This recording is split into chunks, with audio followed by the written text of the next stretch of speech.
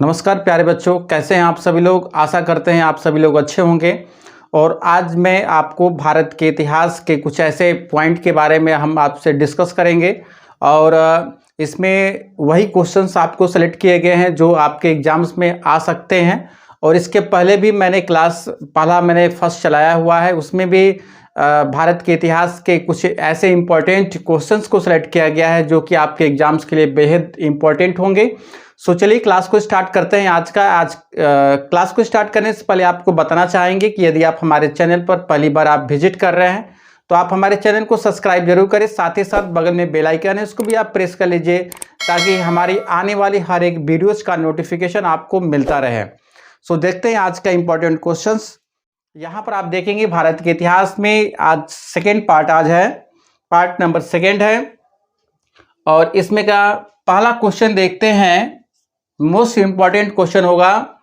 कह रहा है कि पूर्व पाषाण युग के मानव की जीविका का मुख्य आधार क्या था। आपके एग्जाम्स में कैसे पूछेगा कि पूर्व पाषाण युग में मानव की जीविका का मुख्य आधार क्या था, तो आपका आंसर हो जाएगा शिकार। मतलब कि वो शिकार करके जो है अपना जीवन यापन करते थे। ठीक है, यानी कि पूर्व पाषाण काल के जो लोग थे तो वो क्या करते थे, मतलब कि शिकार करते थे और उस शिकार को करने के बाद जो है अपना उसका भोजन बनाते थे। ठीक है, शिकार को क्या करते थे, वो भून देते थे और भूनने के बाद जो है अपना उसका आहार बनाते थे।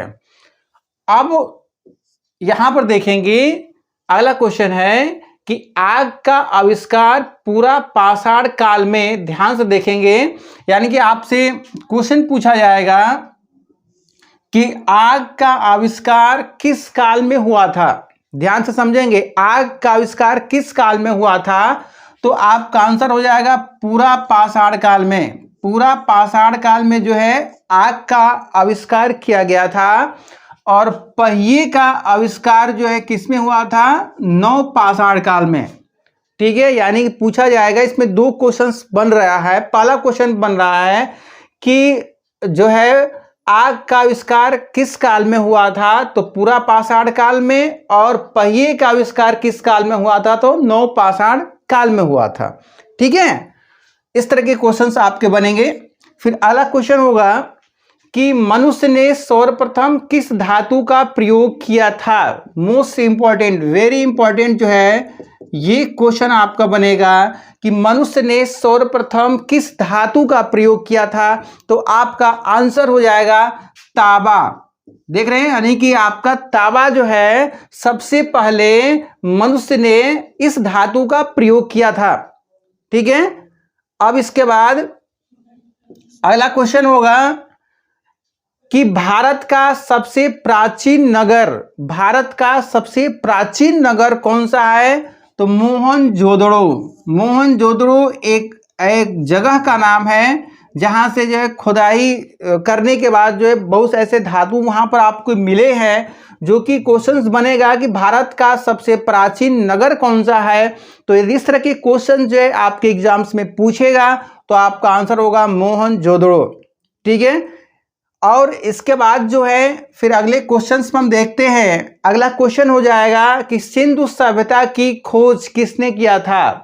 वेरी वेरी इंपॉर्टेंट क्वेश्चन होगा आपका, इसको आप ट्रिक लगा लीजिए वेरी इंपॉर्टेंट क्वेश्चंस के लिए कि सिंधु सभ्यता की खोज किसने किया था, तो आपका आंसर हो जाएगा राय बहादुर दयाराम साहनी ने किया था। आपका आंसर कुछ इस प्रकार भी होगा, दयाराम साहनी जो है ये पूरा नाम होगा यहाँ पर राय बहादुर दयाराम साहनी।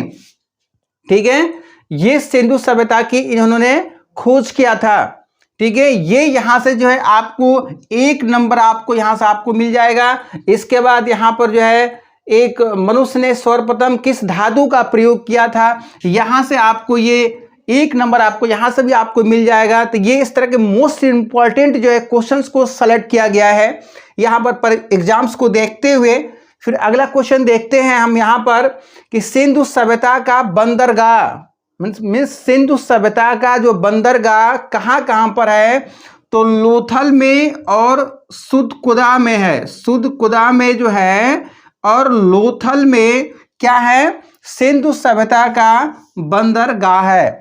ठीक है, यानी कि ये पूछेगा कि सिंधु सभ्यता का बंदरगाह कहाँ पर है। यदि ऑप्शन में लोथल दिया है और या तो सूतपुरा दिया है तो इसमें से कोई भी ऑप्शन आपका सेलेक्ट कर लेंगे, या दोनों दिया है तो उसको दोनों को ट्रिक लगा लिया जाएगा।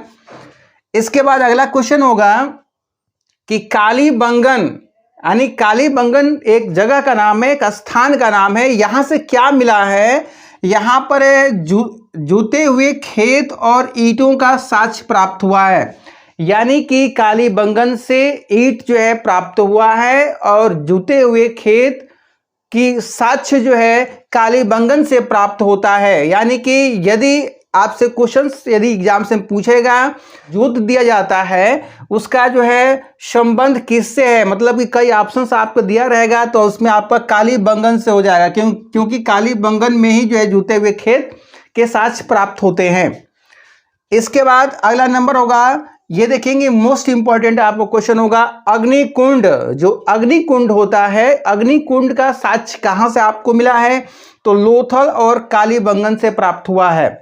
ध्यान से समझेंगे, ये इंपॉर्टेंट क्वेश्चन आपका बन रहा है यहां से कि अग्नि जो कुंड है, अग्निकुंड का साक्ष्य कहां से प्राप्त हुआ है, तो लोथल एवं कालीबंगन से। ठीक है, इसको आपको याद करना है। ठीक है, इसको याद कर लेंगे। सबसे पहले जितने भी सारे क्वेश्चंस मैंने आपके यहाँ पर नोट किए हुए हैं, सारे क्वेश्चंस आप अपनी कॉपी पर इसको आप पहले नोट करेंगे। इसके बाद आप उसको याद करेंगे। जितने भी क्वेश्चंस लिया गया है यह एग्जाम्स को देखते हुए सारे क्वेश्चन जो है सेलेक्टेड है और आपके प्रीवियस एग्जाम्स में जो है कई बार एग्जाम्स में पूछे गए हैं। फिर अगला क्वेश्चन देखते हैं। यहाँ पर जो है सिंधु सभ्यता का मुख्य फसल क्या है। सिंधु सभ्यता का मुख्य फसल जो है गेहूं और जौ है। मतलब कि गेहूं जौ जो है इसका मुख्य फसल जो है किनका है, सिंधु सभ्यता का। सिंधु सभ्यता की मुख्य फसल आपका गेहूं और जौ हो जाएगा। फिर इसके बाद अगला इंपॉर्टेंट क्वेश्चन देखेंगे, स्वास्तिक चिन्ह। जो स्वास्तिक जो बनाया जाता है, आप पूजा पाठ में आप देखेंगे कि जो स्वास्तिक सिंबल्स जो बनाया जाता है उसका उस सिंबल को जो है कहाँ से लिया गया है, तो वह सिंबल आपका जो है हड़प्पा सभ्यता से लिया गया है। हड़प्पा सभ्यता से जो है स्वास्तिक जो चिन्ह है वहां से आपको लिया गया है। तो ये बहुत ही इंपॉर्टेंट क्वेश्चन होगा, वेरी इंपॉर्टेंट क्वेश्चन होगा। यह क्वेश्चन जो है एग्जाम्स में कई बार रिपीट किया गया है। फिर अगला क्वेश्चन आपको यहां पर देखेंगे, अगला क्वेश्चन कि आग में पकी हुई मिट्टी, यानी कि जो आग में जो मिट्टी के जो घड़े होते हैं, जो मिट्टी के जो बर्तन होते हैं, उसको जो है यदि उसको पका देते हैं तो उसको बोला जाता है टेराकोटा। ध्यान से समझेंगे, यानी कि यदि आप आग में किसी भी मतलब कि मिट्टी के बर्तन को यदि पकाते हैं तो उसको आप क्या बोलेंगे, टेराकोटा कहा जाता है। इसके बाद यहाँ पर जो है कुछ विदेशी व्यापार से रिलेटेड कुछ क्वेश्चंस मैंने लिया हुआ है। यहाँ पर ये वस्तु है और ये प्रदेश है जहाँ से आपका इनका आदान प्रदान होता है व्यापार का। तो यहाँ पर आप देखेंगे जो तांबा होगा, तांबा का जो व्यापार होता है वो खेतड़ी, बलूचिस्तान और ओमान से होता है। ध्यान से समझेंगे, तांबा का जो व्यापार होता है, जो तांबे का व्यापार होता है वो खेतड़ी, बलूचिस्तान और ओमान से होता है। इसके बाद फिर अगला देखते हैं, चांदी को देखते हैं। चांदी क्या है, चांदी कहाँ से आपको व्यापार होता है, तो अफगानिस्तान और ईरान से होगा। इसके बाद सोना को देखते हैं। सोना में क्या है कि अफगानिस्तान, कर्नाटक और ईरान है, ये जो है यहाँ से व्यापार होता है। इसके बाद टीन देखते हैं। जो टीन होता है इसका व्यापार आपका अफगानिस्तान से और ईरान से होता है। ठीक है, इसके बाद गोमेद है। गोमेद को देखेंगे। गोमेद में क्या है कि सौराष्ट्र जो है यहां से इसका जो है व्यापार होता है। इसके बाद अगला देखेंगे यहाँ पर लार्जवर्द का जो व्यापार होता है वो मेसोपोटामिया से किया जाता है। और जो सीसा होता है, शीशे का व्यापार जो है आपका ईरान से होता है। चलिए अगला देखते हैं। यहाँ पर देखेंगे कुछ ऐसे इंपॉर्टेंट कुछ स्थल्स के नेम लिखे गए हैं, कुछ नदियां हैं और कुछ खोजकर्ता है। मतलब कि इस स्थल का खोज किसने किया था और यह स्थल किस जगह पर स्थित है, किस नदी के किनारे स्थित है, यहाँ पर मैंने आपको लिखा हुआ है। और यहाँ से जो क्वेश्चंस जो है आपके इम्पोर्टेंट है, जो कि यहाँ से क्वेश्चंस आपके बनेंगे। यहाँ पर आप देखेंगे कि हड़प्पा जो है, हड़प्पा किस नदी के किनारे स्थित है, तो रावी नदी के किनारे है। और इस हड़प्पा को खोजकर्ता कौन है, दयाराम साहनी एवं माथो स्वरूप वत्स ने जो है किया था। मतलब कि हड़प्पा जो है रावी नदी के किनारे स्थित है और दया साहनी एवं माधव स्वरूप वत्स के द्वारा जो है इस स्थल का खोज किया था। ठीक है, फिर इसके बाद मोहनजोदड़ो को देखते हैं। मोहनजोदड़ो जो है ये सिंधु नदी के किनारे स्थित है और इसके खोज करता है राखलाल दास बनर्जी। राखलाल दास बनर्जी जो है इसका जो है सिंधु, मतलब कि मोहनजोदड़ो को जो है यहाँ पर मोहनजोदड़ो के स्थान को उन्होंने खोज किया था। किस नदी के किनारे स्थित है, तो सिंधु नदी के किनारे स्थित है। फिर अगला पॉइंट आपका होगा शहुंदड़ो। शहुंदड़ो जो है सिंधु नदी के किनारे स्थित है, जिसके खोज करता है गोपाल मजूमदार। ठीक है, गोपाल मजूमदार जो है इसके खोज करता है, किसके, शहुंदड़ो जगह के।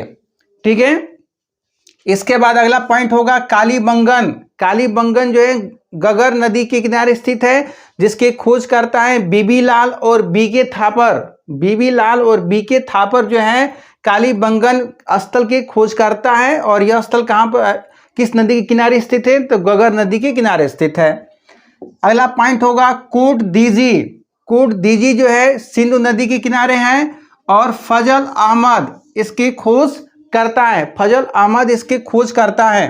अगला पॉइंट रंगपुर। रंगपुर जो है किस नदी के किनारे स्थित है, तो मादर। खोज करता है रंगनाथ राव। रंगनाथ राव जो है इसके खोज करता होंगे। फिर अगला पॉइंट हो जाएगा आपका रोपड़। ठीक है, रोपड़ स्थल का नाम है। यह किस नदी के किनारे स्थित है, सतलज नदी के किनारे स्थित है। खोज किसने किया था, यज्ञदत्त शर्मा ने। यज्ञदत्त शर्मा ने खोज किया था। इसके बाद अगला पॉइंट होगा लोथल। ठीक है, लोथल जो है, लोथल जगह का नाम है। यह किस नदी के किनारे स्थित है, तो भोगवा। भोगवा नदी के किनारे स्थित है और इसकी खोजकर्ता कौन है, रंगनाथ राव। रंगनाथ राव जो है इस जगह का खोज किया था। तो यहाँ से देखेंगे कई क्वेश्चंस यहाँ से आपको बनेंगे। कैसे बनेंगे क्वेश्चन देखेंगे। पहला तो ये पूछा जा सकता है कि हड़प्पा किस नदी के किनारे स्थित है, तो रावी नदी के किनारे स्थित है।